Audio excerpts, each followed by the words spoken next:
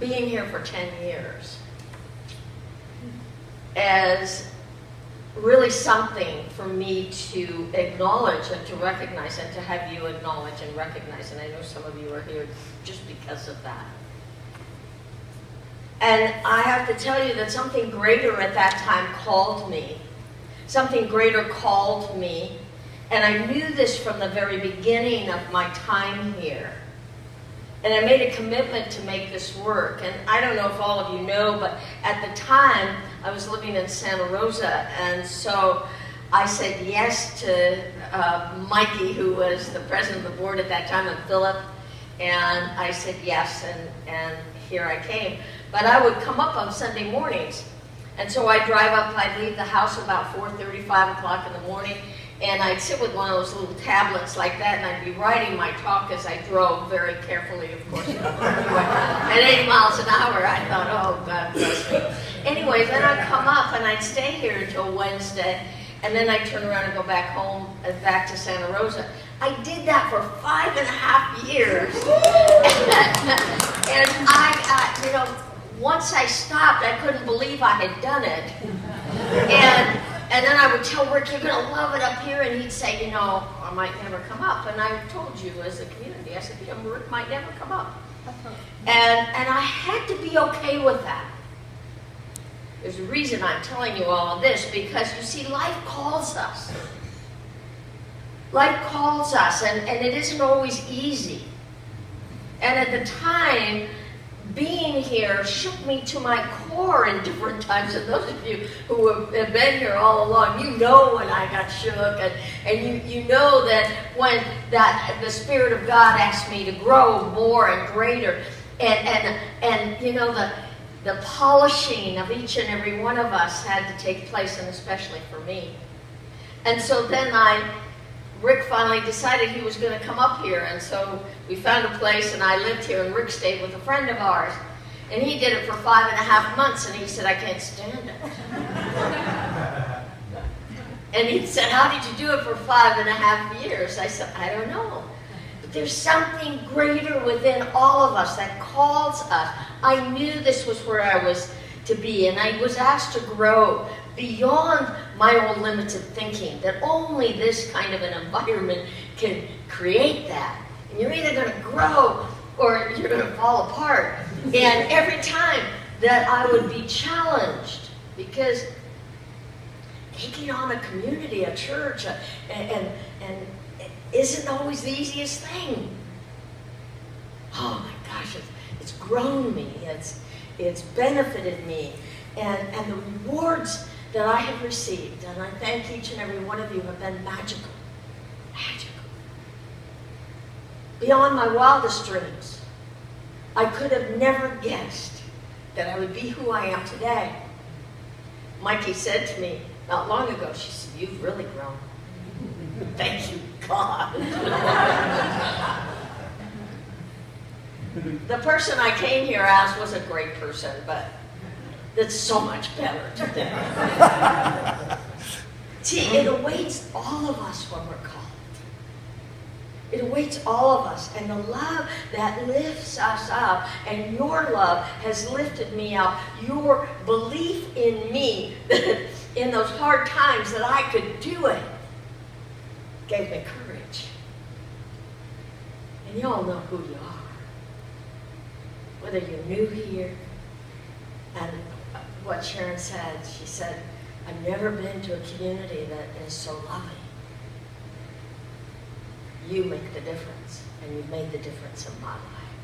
And I just really have to thank you all. So we're going to talk today about the thing itself.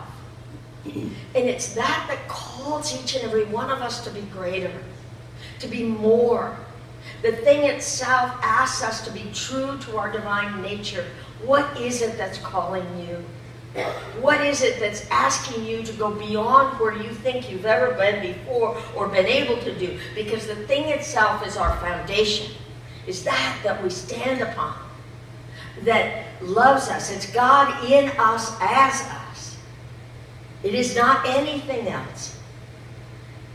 And so I ask you these questions today. Are you willing to be a greater expression of who you are? Because I believe everything in life asks us that. Are you willing to walk into your vision with courage? Yeah, you're going to falter sometimes. But knowing that when you walk into that vision, that you will be supported. That there's something greater that we can't always see. Are you willing to keep going even when you are challenged? Because I believe that's what life asks of us. We're going to bump up against where we have not grown or gone before. Are you willing to call your magnificence forward? Because that's what it takes. Are you willing to cry and let go of whatever's standing in your way? This thing itself, within each one of us, is always available. It's up to each one of us to call upon it, to call it, to awaken it, to allow it to awaken within us. So I'm going to ask you this morning to imagine that you're adrift in the ocean.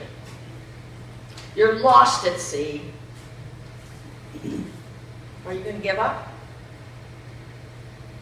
Are you going to say, well, I'm lost at sea, it's no hope, I'm all by myself? Or will you dig deep within yourself and find that within you that knows exactly what to do, knows that the sun rises in the west and sets in the east, and so depending on which way this boat is supposed to go, you're going to start to paddle that way, even though you know you don't have all the equipment, but you're going to trust it, yes?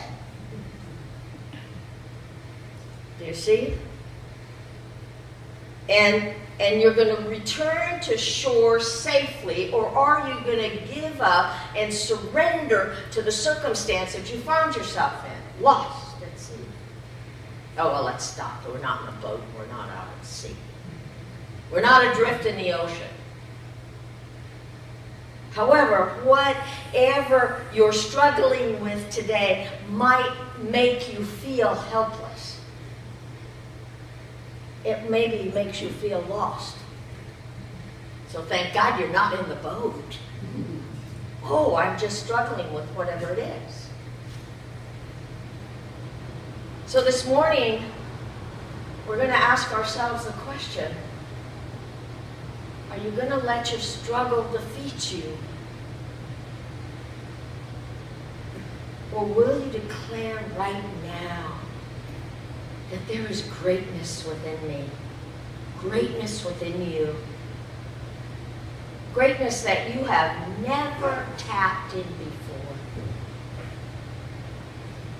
Will you focus only on the thing itself, the foundation, this God, Spirit, the divine, whatever you want to call it, the greatness within you is available? Will you focus on that? On the struggle?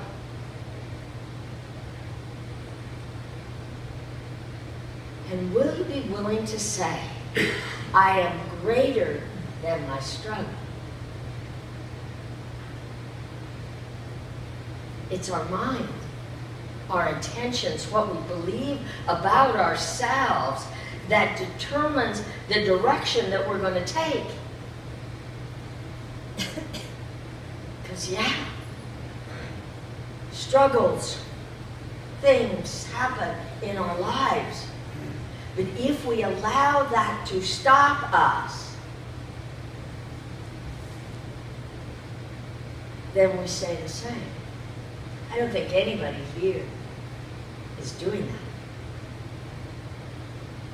See, we have to believe about ourselves and the direction that we wish to go in. We have to stay true. True north, true east, true west, whatever it looks like for you. Are you willing to do what it takes to go beyond any stuck places? you're willing to stop and say, wait a second, there's more in me. There's a foundation that I stand upon, and maybe I forgot that it's there for me, but I'm going to wake it up now. If you will keep on keeping on, before you know it, it might take 10 years, but I don't think so. Because it just kept going like this, higher and higher and greater within me that I kept finding. Within a short period of time, you will be lifted up and out of any struggle into the God greater in you than you have ever felt before. Isn't that what we're all looking for? Isn't that why we're here? So that we can be that, to understand that, to ground ourselves in that, so when we are out there, we know we've got our life vest on. You plus God is a powerful presence, a powerful partnership. And you are here to claim Spirit as your source and your freedom, and to live from the blessings, and to know within yourself that you are never, ever alone. And we're here to help you do that. And I don't know if you've seen the board on the back of the back wall, but we're going to show you everything that we have available for you this month to give you that care, to support you. Mary Ellen is going to be taking the Science of Mind magazine the first Sunday of every month, starting next month. And she's going to sit with you and show you how to navigate through that. It's absolutely free, a love offering. It'd be wonderful. So you have that. Joy every Thursday night. Joy is sick. We're going to keep her in prayer. Mary Ellen is doing this Thursday night. Is Science of Mind, living Science of Mind. Come for an hour and a half. Be blessed by the great presence of our practitioners. Reverend Suzanne starting a class this month. Peter's preparing for the foundations class next month. So are you willing to do what it takes to go beyond any stuck places? If you keep on keeping on, I guarantee you, before you know it, you will be lifted out of that struggle. Because that is an absolute guarantee. And that you'll live from the blessing of knowing you are never alone. Because we're going to learn how to ask God to refresh you. To get prayer. To get in a class. To open all that we have available for you. It's time for the new you and the new year. The thing itself is your foundation. It is that created us, that never left us, that is within us and throughout us, and is the guide within us that says, there's more, there's more, there's more of you to be expressed and experienced. Waiting to be in partnership with you. So I'm reminded of the Cherokee lesson. And I love it. And it's so simple. And the wise grandfather is speaking to his granddaughter, and he tells her, there's a fight going on inside of me. And he says it's a terrible fight between two wolves. And he said one wolf wants to harm, and the other wolf wants only good. The same fight goes on, he said, in every person. And the granddaughter, wide-eyed, looks at her grandfather and says, Grandfather, which wolf will win? And the grandfather says, the one you feed. Which wolf or thought will you feed? Because you see, this is what I've learned, is we have to stay vigilant. Vigilant to what we're thinking and what we allow, the thoughts that come up in our mind. This old legend reminds us that whatever or however we think will grow us. Our thoughts are where the direction that our boat, that our selves are taking. Let us keep asking. Is my thinking for my good? Is this what I wish more of?